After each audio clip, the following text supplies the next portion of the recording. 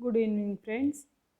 On request by one of my students, I am here presenting to you regarding the ultrasonography findings or images of the different types of twin pregnancy. So, first of all, I want you to understand this very basic concept. In this first image, it is diamniotic and dichorionic pregnancy, and in the second image we can see diamniotic and monochorionic pregnancy. So here the two placental edges are going in between the space provided in between the two amniotic sacs and forming this triangular shaped area. In fact, there will be a lambda shape formed between these two amniotic sacs. And now at the same time you can see the second image where two amniotic sacs are there, but since it is a single placenta, that is monochorionic pregnancy, there is no edge here of the placenta. In fact, it is the center of the placenta. So the like this, the edge is not going in between the two amniotic sacs. So there is no triangle or no lambda shape is formed. In fact, there is a formation of T-shaped area over here, and here there is a formation of uh, lambda or invert triangle or a twin peak sign. So this will automatically get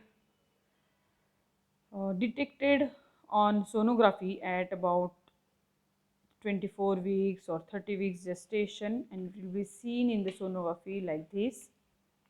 So here the image is exactly the upside down because the placenta is on the upper side.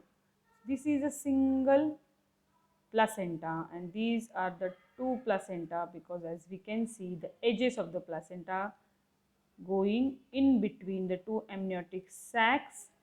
Though the placenta are fused, since there are edges of this placenta are going in between these two amniotic sacs and separating these two amniotic sacs, we can see here the lambda sign on ultrasonography. This is a inverted lambda because here the placenta is anterior and image is upside down as opposed to this image, but this is because the placenta is anterior and we have kept the abdominal probe over here. Here the probe is kept on the patient's abdomen and we can see the anterior placenta over here, and then the two amniotic sacs over here and the two developing fetuses over here, and this is the posterior wall of the uterus which is seen away from the abdominal probe. So this is the orientation of this image. Here we can easily make out somewhere here on the patient's abdomen the probe must have been kept. So you can imagine, very well imagine, here is the layers of the skin.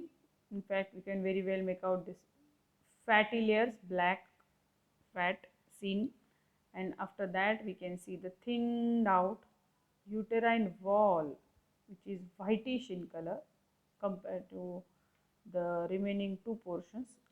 So we can say in ultrasonography language we can say it as hyperechoic, because echogenicity, the echoes developed over here are more, and that's why it is seen as white, and that's a hyperechoic portion, and these are hypoechoic portion compared to these and these are also hypoechoic. So this is uterine wall, this is skin, subcutaneous tissue, uterine wall, and this is adherent to anterior wall is the placenta which is anterior. And now we can make out these two amniotic sacs easily over here, and with these two amniotic sacs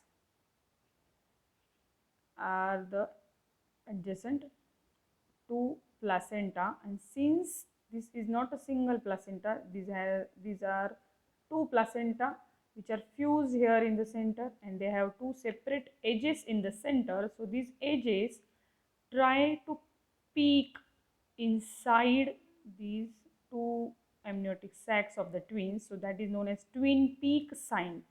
This is known as twin peak sign, or also known as lambda sign. So this is a very important MCQ question in your exam. So this is informative of when, I mean, if the image is given in your exams, and if they ask what about the amniosity and chorionicity, you are sure that there are two sacs are seen with intervening membrane.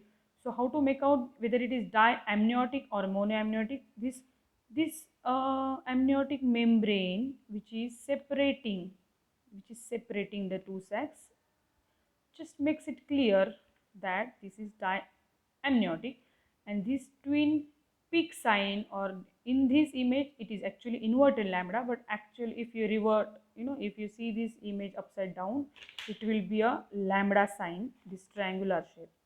So it is very informative of dichorionic pregnancy. So dichorionic, diamniotic twin pregnancy. Now in this image we can very well make out again the thin amniotic septum which is in between the two amniotic sacs. So again you are sure that this is diamniotic sac. Okay, like here. Okay, it's very well seen in this sonography. These are the two developing fetuses. Now this is a developed fetus compared to this image, because it is a 24 week gestation, and this one is a 30 weeks gestation. So it is image which is getting now developing fetus, and this is a little bit advanced fetus of 30 weeks gestation. So here we can see the thin membrane between the two amniotic sacs, that is the diamniotic pregnancy, and here you can see the placenta. Now since this placenta is single, it has no edge seen in this image. One edge might be here, or one edge might be here, somewhere here, or the whole 360-degree angle view is not possible in the ultrasonographic photos, but you can easily make out that there is no edge of the placenta which is trying to go inside or between these two amniotic sacs. So definitely it is a one single placenta, that is monochorionic and diamniotic twin pregnancy. So this is also known as T sign. We can very well make out this T sign. So this again covers one more MCQ question, that is, if you any of these two images is given in your exams, you should be sure about the chorionicity and amnionicity based on these two things. One is lambda sign or twin peak sign if seen, then two placenta, and if not seen and only T shape seen is then definitely one placenta. And more important than, if both of these images are not seen, only single placenta is seen like this, and if even this septum is not seen like this over here, then for sure it is monochorionic and monoamniotic twin pregnancy, because there will be no intervening membrane separating the two amniotic sac, and so they will have a single amniotic sac with no intervening membrane. So neither of these lambda sign nor the T sign will be seen, and finally it will be monochorionic, and if it is not there, then it will be monoamniotic twin pregnancy.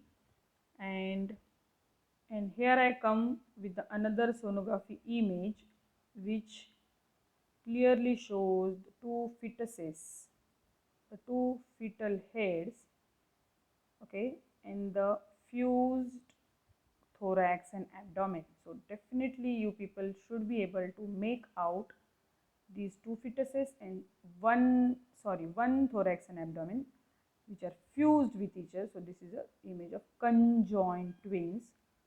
So basically it will be again a monochorionic and monoamniotic pregnancy without any membrane separating the amniotic sacs. In fact, in addition to that, here are the fetuses which are fused in the center, that is a thoracopagus. Okay, they are fused at the level of thorax or even abdomen. So this is an image of